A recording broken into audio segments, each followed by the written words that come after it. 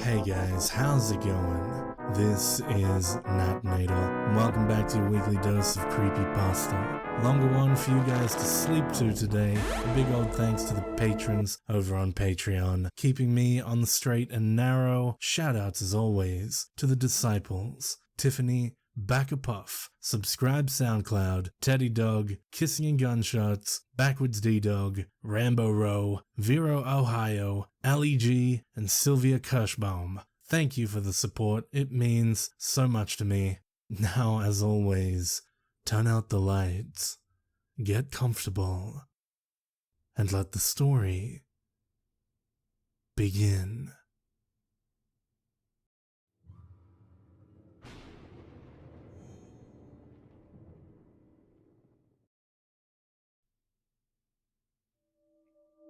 My name is Andrew Eriks. I used to live in a city you probably heard of called New York. My mother is Terry Eriks. Teresa, actually. She's in the phone book under E, if they even have those things anymore. Maybe you can just Google her, I don't know. If you know the city and you read this, find her. Please. Don't show her this, but do me a favor and tell her I love her. And let her know that I'm trying to come home. Really. It all started around the time I turned 25.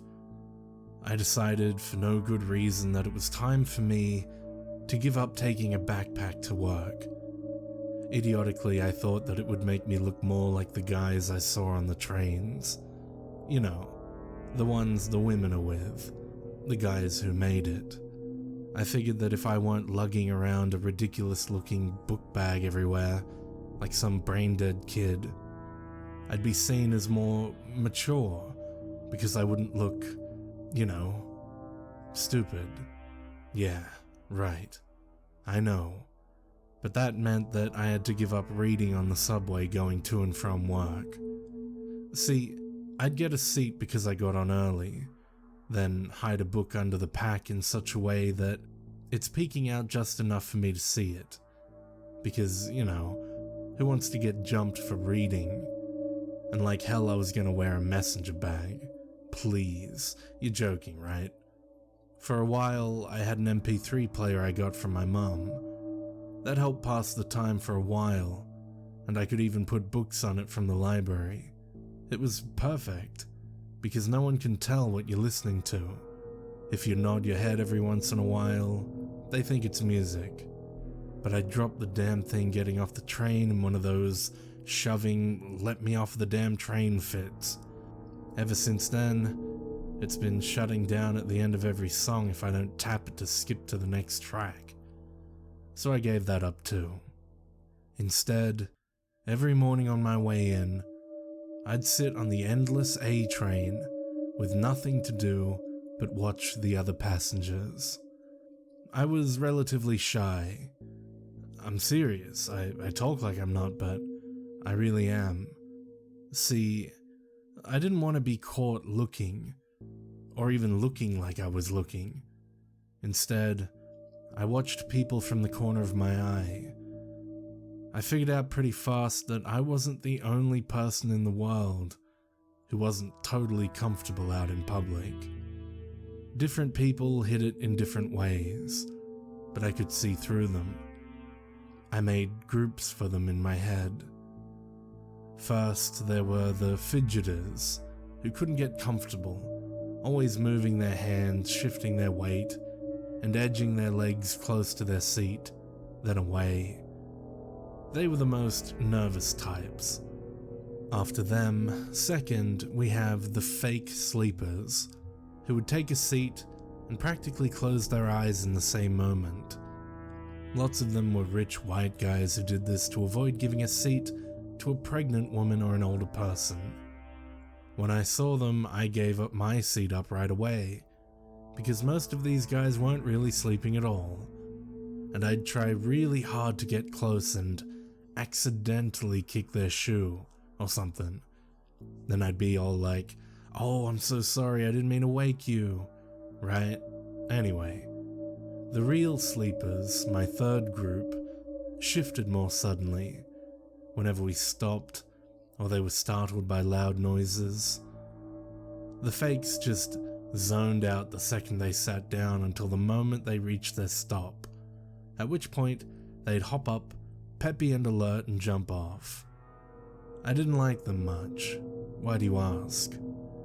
Then comes the fourth group, the MP3 player addicts, the one people would probably lump me into if they'd watched me in my earlier days.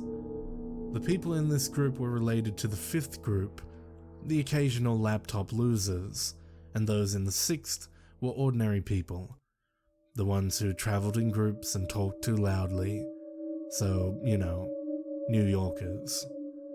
I cracked myself up. Anyway, right around when people watching was getting very same old, I had my first surprise. A middle-aged white man with brown hair, completely average looks and casual Friday clothing, Dockers, business-friendly sweater, you know the type. He was so normal. He was almost too normal. You know what I mean? He had nothing special about him. No funky hand movements.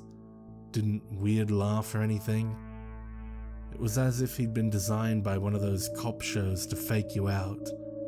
Like he was born to melt into a crowd. And that's why I noticed him. Here I was, purposely trying to see how people acted on the train so I could categorize them, and he didn't act at all. Didn't react either. It was like seeing someone sitting in front of a television, watching a documentary about, I don't know, something really boring, like fish. The guy watching isn't excited or focused, but he's not looking away either. Present, but not accounted for. Anyway, I'm not that good at being punctual, my mum said, so I didn't get on the train at exactly the same time every day. And since I didn't care one way or the other, I didn't try to sit in the same car either. Random was fine with me. So, I was more than a month into my people watching and grouping experiment before he caught my eye. That normal guy I told you about. I saw him for the first time on a Monday, I think. Yeah, it was definitely a Monday, because I know I saw him the second time on a Thursday, when I was heading home to hang with the same crew I've hung with every Thursday night since we were all in school together. Mr. Normal Guy. Well, he obviously did catch the same train, and he sat in the same car, the first car, and in the same seat even. Talk about obsessive compulsive. At least, that's what I thought at the time. What I should have been thinking, however, was, crap, that is not normal. Since he'd caught my attention so well the first time I saw him, I watched him even more closely the next time. Frankly, something about him made me really uncomfortable. Mind you, he didn't do anything to make me feel like that. He didn't do anything at all, really. What creeped me out, maybe, was how much he was trying not to be there. The way he sat there in silence, staring straight ahead, with a blank expression on his face, no matter what happened, was unnerving. Once, a woman with a crying kid entered the car and sat right next to him. Still, nothing. He didn't so much as turn his head or stare the kid down. And that little punk was seriously loud too. By the time the subway reached my stop that Thursday, I felt sick. Queasy sick. And when I left the car, my hands were shaking like I was in the throes of nicotine withdrawal. That man was wrong.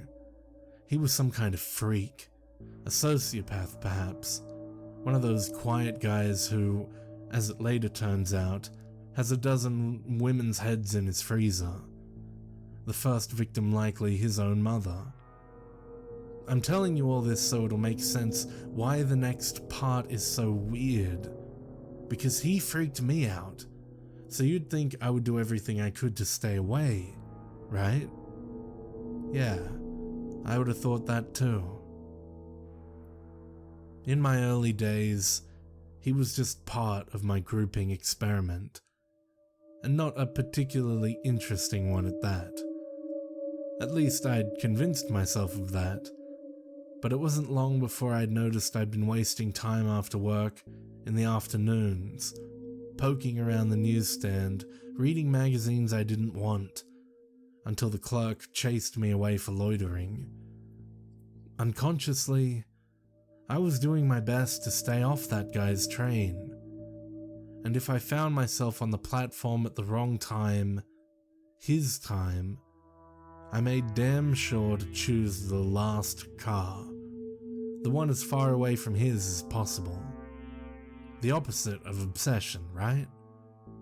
Fine. Then, on my way to work one morning, I saw another person who set off the same warning bells in my head. This time, it was a woman in the last car. Just as plain looking, and just as out of place in all the hustle and bustle around her. The moment I saw that she was in his category, I only realized it later, when I had lots of time to think about it, you understand. Well, that moment was when my obsession officially began.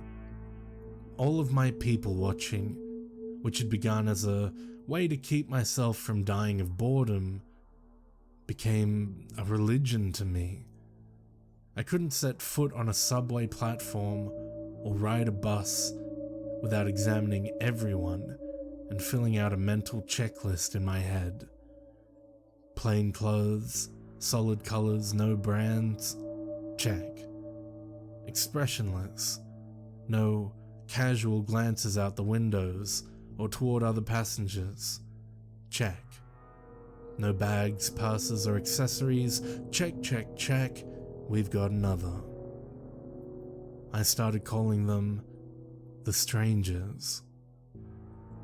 Like any other convert, I loved that connection. Finding my next stranger fix was my ritual. I didn't see them every day, even after I started taking the subway more than I needed to, but they were there often enough.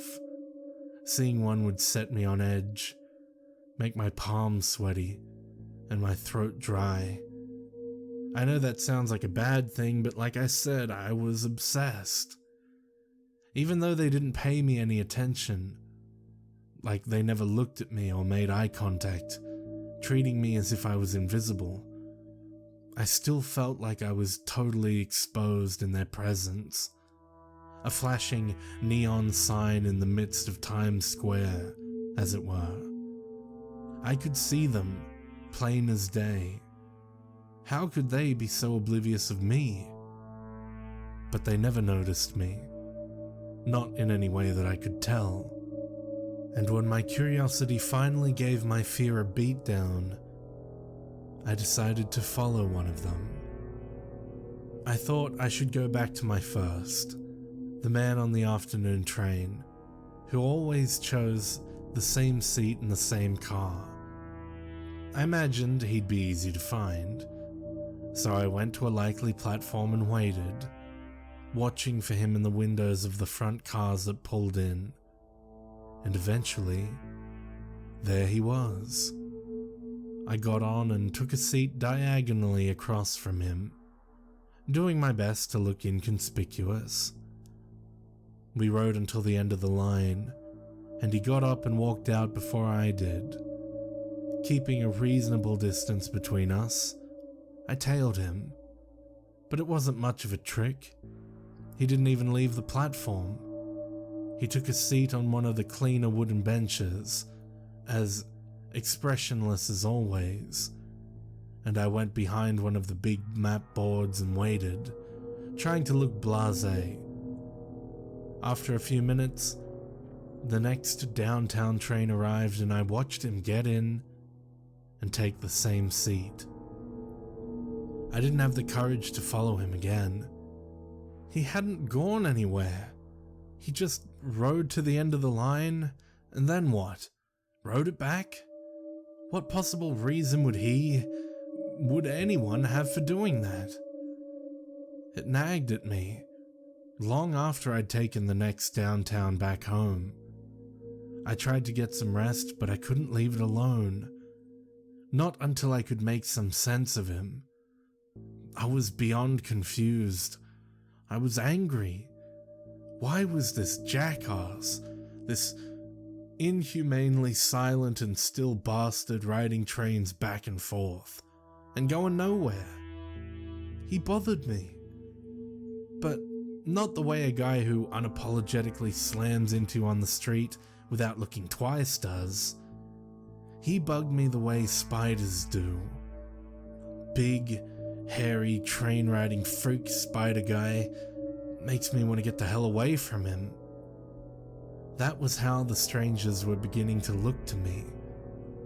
They made my eyes water and my mouth dry. But did that stop me? Hell no. Of course not. Desperate to satisfy my curiosity, I followed him again the next day, and again the day after that. Every day for at least a week, the two of us made our silent trips together, though only I noticed. By the end of the week, I was following him for hours, all day, every day, all night. Well past the time the train started running night expresses and passing stations, like my stop, in parts of town that shut down for the night. We rode from the east end of the city system down around and up to the top, then back again. I wasn't people watching any longer, I was person watching, stranger watching. I didn't see anyone else on those trains I rode that week. We could have been the only two people on the planet for all I knew, or cared. I lost my job after that. My manager was nice about it, but didn't leave any room to beg. I'd lost my concentration, my focus. I'd become totally unproductive. It was actually kind of a heartfelt speech, to be honest. He'd been a nice guy. But you know what? As distracted as I was, I can barely remember him, or the words that came out of his mouth during the talk. All I could think about while he was speaking was my new work, my responsibility, my vigil. What would that man, that thing on the subway, get up to when I wasn't there to keep my eye on him? How would we all survive without me watching? I left work for the last time at noon that day. Normally, I'd have started tailing my subject at 5:30, but I just knew that he'd be waiting for me. I wish now that I'd paid more attention to that day. Was it sunny? It was summer after all. When did it start feeling like he knew when I'd be there? I wonder, because that was the last day I could have walked around downtown. My last chance to have a beer or two at that joint with the cream-colored menus and the tables on the sidewalk. I could have sat there, checking out the girls walking by in their summer dresses. Or would that place make me drink wine? Whatever, it doesn't matter. The point is, I could have had a good time, gone home, and put all of this insanity out of my head. I could have looked for a new job and started reading again. Instead, I waited for a train. Many trains are on the tracks at any given time in the city that never sleeps. so I sat in the station for at least an hour until I scored. There he was, finally, framed in his first car window as his train pulled in. I waited for the exiting crowd to thin, then shoved past the stragglers and noticed, surprised, that my skin wasn't clammy, my hands weren't shaking, and my heart wasn't pounding. I sat, for the first time, right across from him, directly in his line of sight, and watched for him to make a change. Any change. Eyes, mouth, hell, if one of the hairs on his head had moved, that would have been something. But no. No change, no anything. Did he recognize me? If he did, I couldn't tell, and I was looking hard. We had to be a strange pair, sitting across from each other that afternoon, staring at and into one another, because this time he had to look at me. I'm sure my face said plenty. I couldn't believe I was able to keep as still and as expressionless as he was, because inside I was screaming, "React to me, you freak! See me, damn it! Because I sure as hell can see you, you spider-brained bastard!" But I didn't scream, and he didn't answer. Not during the first trip uptown, or the second one down, or the third, or the 10th. We rode into the night together, and at the end of each line, we got out and waited. This time I didn't play. I mimicked him exactly, sitting right next to him on the bench and staring straight ahead, but always watching him from my peripherals, and still nothing. But two could play, right? At last, we made our final trip together. That day, I felt untouchable. I was downright smug, so certain I had him and that he knew it. The conductor, mostly understandable on the speaker, announced that this would be the train's last run for the night. He'd be switching to a different train when we reached the last stop, and the engine and car I found myself in would retire for maintenance. So here it was now, officially, the last night of the trip.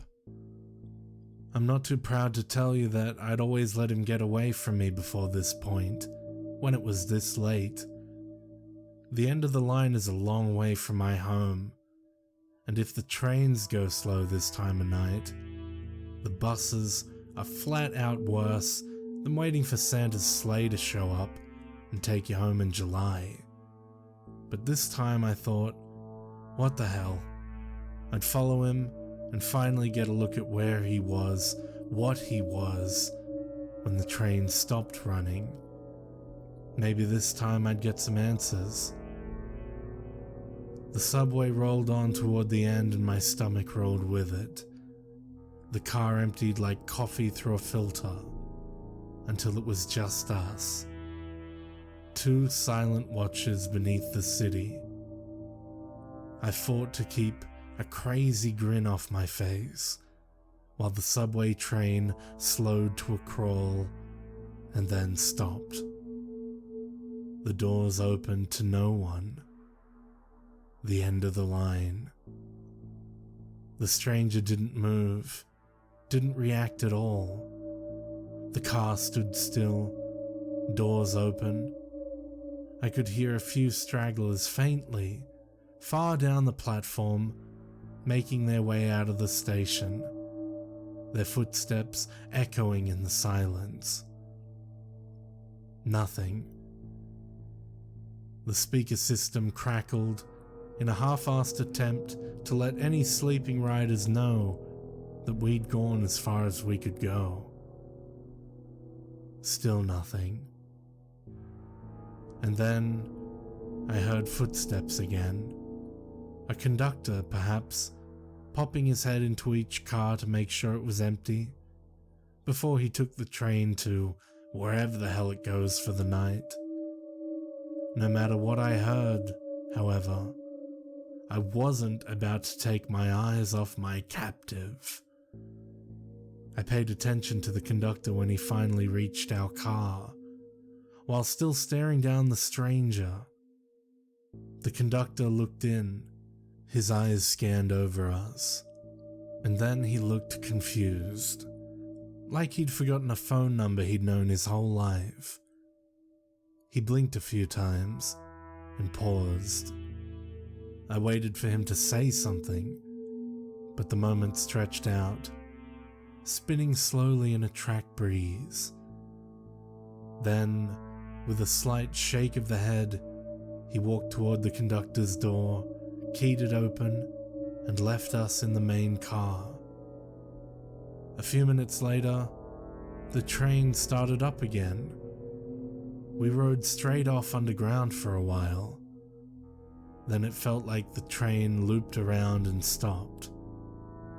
I could see the windows of more trains behind my motionless companion. And through those trains' windows, more trains. And then, while I was trying to calculate my next steps, he smiled at me. It was nothing more than a slight curl of the lip, but I noticed. I probably wouldn't have if I hadn't spent the last God knows how many hours studying his face. A smile is normal, right? Sometimes, as it turns out, it's not. So, the stranger said in a rough baritone, "Here we are." I tried to respond but couldn't. My throat had clamped shut. I was incredulous. I'd been waiting for this for what felt like my whole life, and yet I'd been rendered speechless. The entire tunnel system we were in felt as if it had just collapsed into me.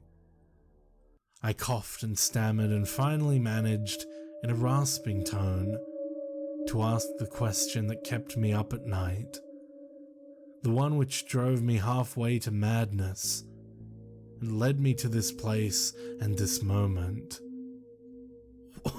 "What are you?" He ignored me and stood. The train doors opened, and he started walking. A moment later he turned and stared straight into me again. "Coming?" he called. He didn't wait for an answer but stepped out onto the platform. I scrambled out after him, finding words difficult to come by, and immediately wished I had brought a bottle of water. "Come on, damn it!" I finally shouted, then tripped on the uneven platform. He ignored me and continued walking.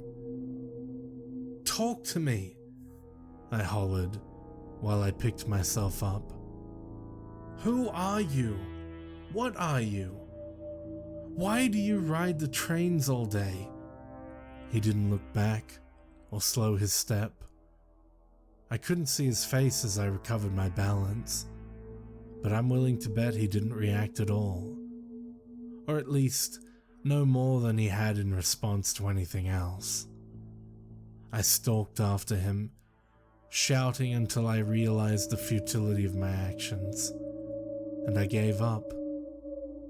5 words were all I was going to get out of him, it seemed. In spite of a growing sense of unease, I was overwhelmed with curiosity. I'd come all this way, and I wasn't about to leave without an explanation. And so I traversed the platform until we came to an odd junction of sorts, unlike any I'd ever seen in the New York City subway system before. Trains lined both sides of a platform that appeared to stretch into infinity.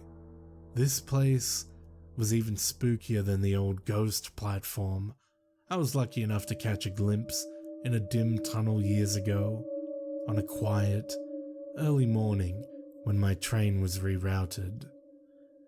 Suddenly, The stranger turned.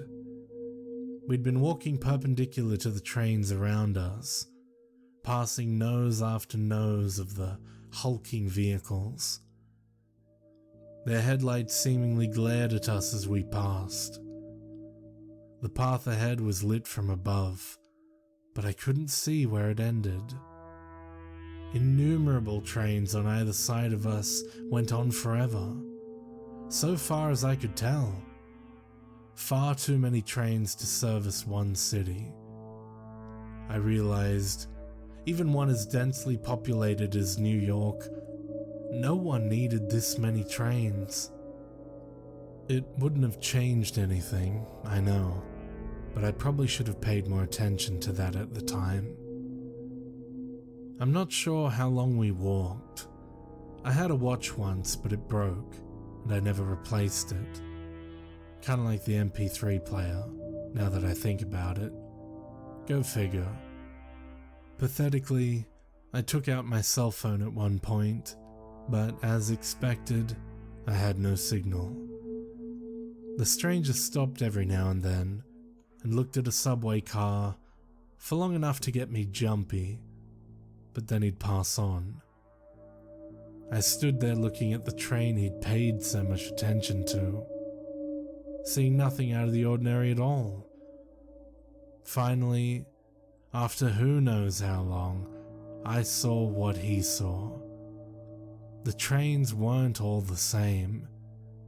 We'd walk past tons that were similar, and then we'd come upon a different model.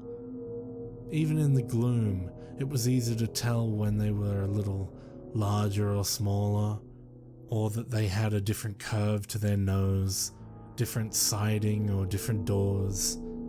The conductors' cabins were a little different as well. I didn't see, and still don't know exactly what the stranger was looking for, what he was waiting for the trains to tell him. But he must have found it, because zip, there he went, turning down a platform, and the train's doors opened as soon as he stopped in front of them. I followed closely behind, and we took our usual seats in the darkened car. "Are you willing to speak now?" I asked him. No answer. I sighed with frustration and seriously began weighing the pros and cons of punching him in the face when the lights in the car came on and the engine started. "What the hell?" I said. When he locked eyes with me then, he actually looked sad. Then he offered 6 more words that changed everything. "You can't go back, you know." "What the hell are you talking about?" I retorted. "Go back where?" The stonewalling bastard just sat there, ignoring me. Our train lurched, pushing off in the opposite direction from what I expected. The Macy's Day never-ending parade of trains had thrown off my sense of direction, I guessed. We rolled on for a few minutes and then slowed as we approached a stop. His gaze, vacant since the train started moving, grew sharper. For the first time, I got the sense that he was finally staring at me, rather than just staring in the direction I happened to be in. "Be still. Be silent," he said. "Don't catch their attention." The train stopped. The doors opened, and they began to flood in. I don't know what I noticed first. The weird clothes, the 2 long arms with hands nearly brushing the floor, the jet black eyes set deep into angular faces, or their blue-gray skin. My eyes saw it, but my brain refused to process it. When my mind could no longer ignore the horrors right in front of me, it was all I could do to suppress the shriek which threatened to tear its way out of my throat. My frantic heart felt like it was going to explode out of my chest. Like a strummed bass string, everything in me lurched and throbbed with the rolling spasms of horror. My head grew dizzy, my eyes fogged over, which I was thankful for, and I felt bile rising in the back of my throat. Following the stranger's instructions, I kept my mouth clenched shut, forcing me to swallow it back down, managing only because the other option was much worse. My instinct screamed his words at me. Be still, be silent, don't catch their attention. The rest of the day was a blur. We rode the subway car up and down the line, both still, both expressionless, for hours, for days maybe. It seemed longer than the route I knew, the line I'd followed the stranger on for so long. The hideous things around us seemed to pay us no mind, though I, at least, must have stood out like a nun at a heavy metal concert. When we finally returned, alone, at the endless cavern of trains, I burst into tears in our blessedly empty car and collapsed to the floor, exhausted, and sobbed for a long time. The stranger simply watched. When my breathing had returned to somewhat normal, I managed to croak, "Take me home, please." "I can't," he said bluntly. "I don't know which of these would lead you back, if any of them do." He stood, the doors opened again, and he stepped out once again onto the platform. I fought the urge to whimper like an abused puppy, and followed him. He spun around, eyes glinting. "You've followed me long enough." "What?" I shouted, fury overshadowing my misery. Rushing forward, I grabbed the stranger by the shoulders, and with an unexpected burst of strength, slammed him up against the side of the nearest train car. "You son of a bitch! What the hell did you get me into?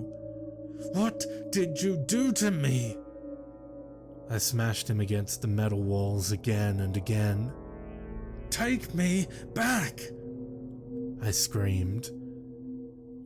Like a candle deprived of oxygen, the sight of his eyes returning once more to their usual, emotionless state extinguished the rage in me, and I felt my anger peter out, leaving me hollow. "Please," I begged again. "Please take me home." "That's not how it works," he said. "Go your own way. Be still and be subtle, and they'll think that you're one of theirs." "One of their what?" I demanded. He peered down at his hands in silence. "How could you do this to me?" I cried. "Why?" He cast me a melancholy glance. "You'll do it too. Sometimes you get stuck." He brushed my hands off of his shoulders and turned to walk away. Devastated, I fell to my knees. He turned back to me one final time. "I'm sorry," he said, and touched his finger to my forehead. That is the last thing I remember. I don't know what he did to me or why. When I came to, I knew my role and played it to the best of my ability. I was still, I was silent, and I rode to the ends of the lines, no matter who or what got on. Being still was as good as being invisible, but once in a while, I caught a reflection in a train window. The first 100 times it happened, I didn't catch on. But eventually, even I understood. The longer I rode with the things, the more I became like them. I was stuck in their world until someone started watching me. Then, if they followed, and only then, I had a chance of getting back to the endless platform of lost trains. In the time I spent ensnared in that place, I did some terrible things. Things I'm not proud of, to the other strangers. But I'd made my choice. I wasn't going to lure anyone else into their trap, not even if it got me home faster. They were better off dead than being in whatever state I was. Makes me wonder though, about the stranger who got me into this situation. I wonder what he originally looked like, and whether he knew he could have killed me and gotten to the hub that way. I wondered too, about the others I saw back home, and the rare few I've come across since I left.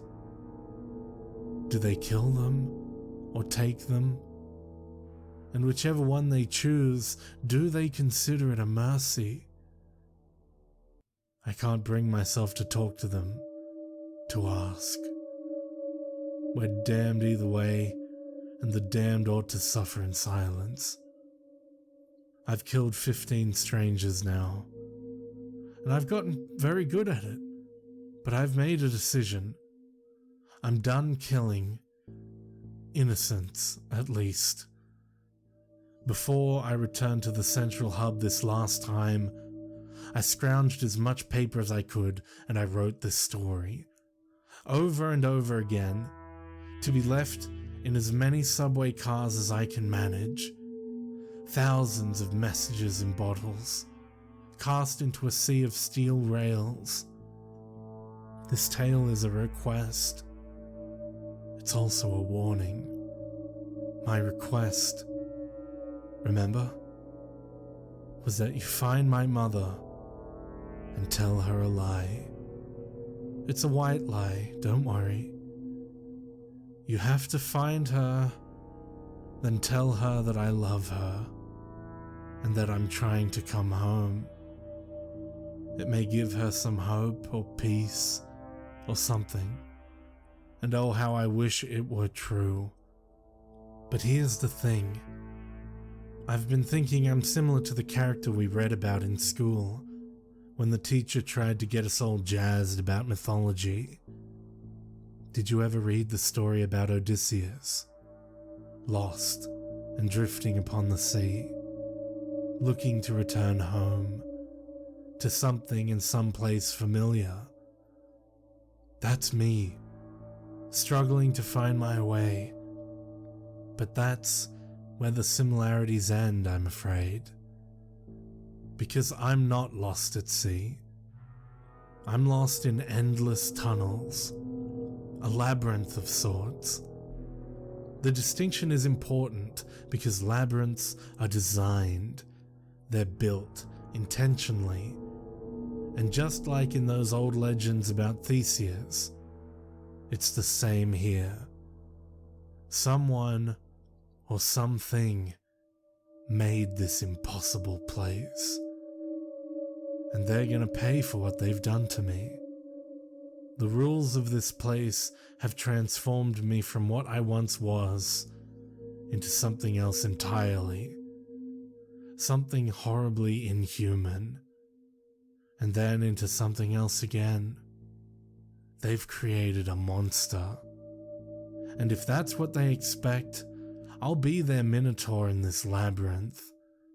And if I can, I'll tear it down around me and take the ones that built it along for the ride.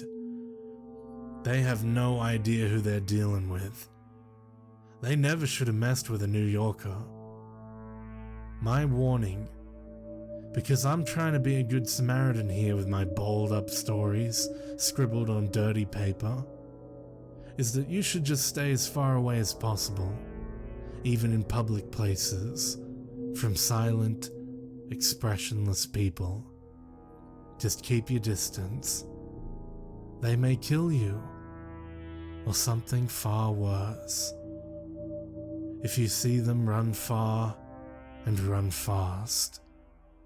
And even more importantly, I beg you, do not ride any train to the end of the line. That ride might just be your last, or it might just last forever.